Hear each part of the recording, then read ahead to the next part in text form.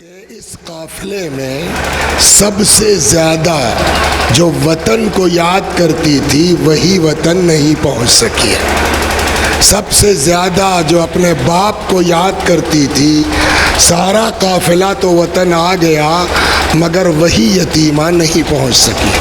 3 سال یا 4 سال کی کل عمر ہے، اور اس مختصر سی عمر میں کتنی اذیتیں اٹھائی ہیں، کتنی ابھی تو آپ نے ہماری دیکھی ہے نا، اونٹ کو چلتے دیکھا ہے؟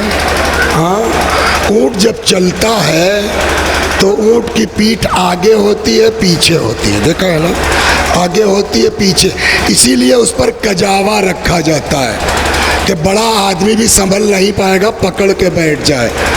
3 سال 4 سال کی بچی بے کجاوا اونٹ پہ کیسے رک سکتی ہے؟ سوچنے والی بات ہے یا نہیں ہے؟ 1 بار 2 بار 3 بار، جب کئی بار یہ بچی اونٹ سے زمین پر آ گئی، اچھا یہ بھی نہیں کہ بار بار جب بچی گر جا رہی ہے تو اس قافلے میں ماں بھی ہے، پھوپھیاں بھی ہیں، اور بزرگ خواتین ہیں، کسی کو دے دیتے پکڑ کے بیٹھ جاؤ۔ لیکن ان ظالموں نے کیا کیا؟ بچی کو اونٹ پر بٹھلا کے رسیوں سے باندھ دیا گیا۔ جزاکم ربکم۔ اب حالت کیا ہے؟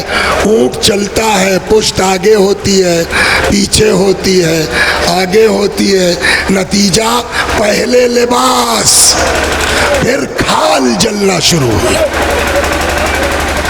اچھا یہ تو ایک چیز ہوئی کہ جو اذیت ہو رہی ہے، پانی مانگتے ہیں تو تماچے پڑتے ہیں۔ بعض روایتوں میں یہاں تک ہے یہ چہرہ جو ہے نا، رخسار یہ نیلے پڑ گئے تھے۔ آپ کو سناؤں میں اس کو، 2 منٹ لگے گا۔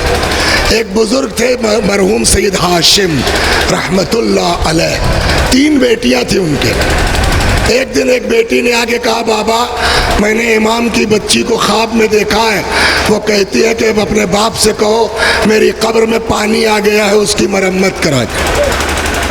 انہوں نے سوچا بچی کا خواب ہے، کوئی بات نہیں ہے۔ دوسرے دن دوسری، تیسرے دن تیسری، چوتھے دن کہتے میں نے خود دیکھا کہ وہ چلی آ رہی ہے، قد تو کم ہے، عمر کم ہے، قد کم ہے، لیکن بڑے احتشام کے ساتھ آئیں۔ کہتی ہے 3 دن سے تمہاری بچیوں سے کہلا رہی ہوں، نہیں سنتے ہو۔ اب یہ خواب سے بیدار ہوئے، ادھر ادھر گفتگو ہوئی۔ حاکم نے کہا کہ ہم خواب کی بنیاد پر امام کی بیٹی کی قبر کو کھودنے کی اجازت نہیں دے سکتے۔ ہاں یہ علماء اگر اپنے اس پر چاہیں تو کر سکتے ہیں۔ قبر کھودی گئی، قبر میں پانی آ گیا تھا۔ سید ہاشم کہتے ہیں کہ چونکہ میں سید تھا تو محرم تھا، لہٰذا ہم نے لاش کو ہاتھ پہ لے لیا۔ قبر کی مرمت شروع ہوئی۔ کہتے ہیں جب تعمیر ہو گئی تو یہ ہوا کہ جب یہ موقع ملا ہے تو ایک کفن اوپر سے ہم لوگ بھی ڈال دیں۔ سید ہاشم کہتے ہیں میں لے کے قبر میں اترا۔ اب جب وہ باہر آئے تو چیختے ہوئے آئے، تڑپتے ہوئے آئے۔ لوگوں نے کہا ہاشم صاحب کیا ہوا؟ کہ جو کتابوں میں پڑھا تھا وہ دیکھ لیا۔ سمجھے؟ جو کتابوں میں پڑھا تھا وہ دیکھ لیا۔ کہا کیا دیکھا؟ کہا ہاتھ ہٹا رہا تھا، کفن ہٹ گیا، کیا دیکھتا ہوں چہرے پر اب بھی نیل کے نشانات۔ جزاکم ربکم۔ سب سے زیادہ اس پورے قافلے میں اگر کوئی وطن کو یاد کرتی تھی تو یہی بی بی تھی، اگر کوئی اپنے باپ کو یاد کرتی تھی تو یہی بی بی۔ قید خانے کے دروازے پہ بیٹھ جاتی تھی، جب کوئی اپنے بچے کی انگلی پکڑ کے گزرتا تھا، ایک روایت سناؤں آپ کو، حدیث کہتی ہے کسی یتیم بچے کے سامنے اپنے بچوں سے اظہار محبت مت کرو، کہیں ایسا نہ ہو کہ اس کو اپنا باپ یاد آ جائے۔ جب اپنے بچوں کی انگلی پکڑ کے گزرتے تھے، بی بی تڑپ کے کہتے تھے پھوپھی اماں ہم مدینے کب جائیں گے، ہمارے بابا کب آئیں گے۔ ایک دن کا قصہ یہ ہے اور تمام۔ خواب سے بیدار ہوئی، جیسے ہی آنکھ کھلی پہلا سوال، پھوپھی اماں بابا کہاں گئے؟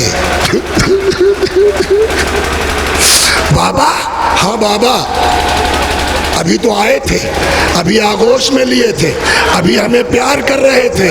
بیویاں سمجھ گئی بچی نے باپ کو خواب میں دیکھا ہے۔ آپ کی آواز جب بلند ہے تو سوچئے قید خانے کی آواز کا کیا ہوگا۔ بات پہنچی آگے تک۔ بس ایک سوال کا جواب دے دیجئے آپ، خدا نہ، یا اللہ جتنے اس مجلس میں آئے ہیں، اس جلوس میں آئے، سب کا سایہ ان کے بچوں پر باقی رکھ، جو بیمار ہیں ان کو شفا عنایت فرما۔ ابھی مجھ سے ایک فرمائش کی گئی، عابس نام کا بیمار ہے بیچارے، یا اللہ اس یتیمہ کے طفیل میں شفا عنایت فرما۔ اگر ہمارے جاننے والوں میں کسی کا انتقال ہو جائے، ہمارے تعلقات ہیں، ہم ان کے گھر گئے تعزیت کے لیے، ان کا 3-4 سال کا بچہ ہے، جیسے ہی اس نے دیکھا دوڑ کے لپٹ گیا۔ اب آپ بتائیے ہم لوگ کیسے بہلائیں گے اس بچے کو؟ گود میں لے لیں گے، منہ چومیں گے، سر پہ ہاتھ پھیریں گے، پیار کریں گے، بیٹا کوئی بات نہیں، پاپا نہیں ہے تو کیا، ہم ہیں، ہمارا خیال، ہم تمہارا خیال رکھ، ہوگا یا نہیں ہوگا؟ کہیں بھی اگر کہیں بچے کو بہلانا ہوتا ہے یہی طریقہ تو ہے نا۔ نہیں مانتا ہے، گود میں لے لے گا آدمی، بازار چلا جائے گا، بیٹا یہ کھا لو، بیٹا یہ کھا لو، یہی طریقہ تو ہے نا یتیم بچے کو بہلانے کا۔ آج تک سنا آپ نے کہ کہیں یتیم بچی کو بہلانے کے لیے اس کے باپ کا کٹا ہوا سر بھیجا جائے؟ جزاکم ربکم، سرپوش سے ڈھکا ہوا۔ جناب زینب کے القاب میں ایک لقب ہے عقیلہ بنی ہاشم، عقل مند خاتون سب سے۔ جناب زینب سمجھ گئی، دوڑ کے آئی در زندان کے پاس، مت لے جاؤ، بچی ہے، کم سن ہے۔ باپ کا سر دیکھ کے برداشت نہیں کر پائے گی، مگر ان ظالموں نے ایک نہ سنی، لے جا کے سرپوش سے ڈھکا ہوا رکھ دیا گیا۔ کسی کے دماغ میں آ سکتا ہے کہ کسی بچے کو بہلانے کے لیے باپ کا سر جائے گا؟ بچی کے بھی دماغ میں نہیں ہے یہ بات، بس تمام ہوئی۔ بتاؤں آپ کو بچی کیا سمجھی؟ کوئی نہیں سوچ سکتا نا۔ جیسے ہی لا کے رکھا گیا، بچی نے غور سے دیکھا، جانتے کیا کہا؟ سر اٹھایا، کہنے لگے پھوپھی اماں ہم نے کھانا تو نہیں مانگا تھا، ہم نے بھوک کا شکوہ تو نہیں کیا تھا۔ اتنے میں جب سرپوش ہٹا، بچی نے باپ کا سر دیکھا، رخسارے پہ رخسارہ رکھ دیا، اتنا روئی، اتنا روئی، روتے روتے خود بھی باپ کے بارگاہ میں پہنچ گئی۔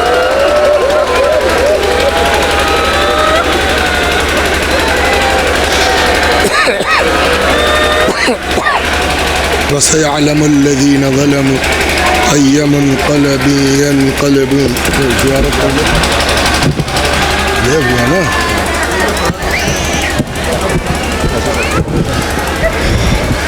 السلام علیک یا ابا عبداللہ، السلام علیک یا ابن رسول اللہ، السلام علیک وعلى جدك وأبيك، السلام عليك وعلى أمك وأخيك، السلام عليك وعلى الأئمة المعصومين من ذريتك وبنيك، السلام عليك وعلى المستشهدين بين يديك ورحمة الله وبركاته، السلام عليك يا غريب الغرباء، السلام عليك يا معين الضعفاء والفقراء، السلام عليك يا شمس الشموس، السلام عليك يا أنيس النفوس، السلام عليك يا سلطان العرب والعجم، علي بن موسى الرضا ورحمة الله وبركاته. السلام عليك يا مولانا يا صاحب العصر والزمان، الأمان الأمان من فتنة الزمان.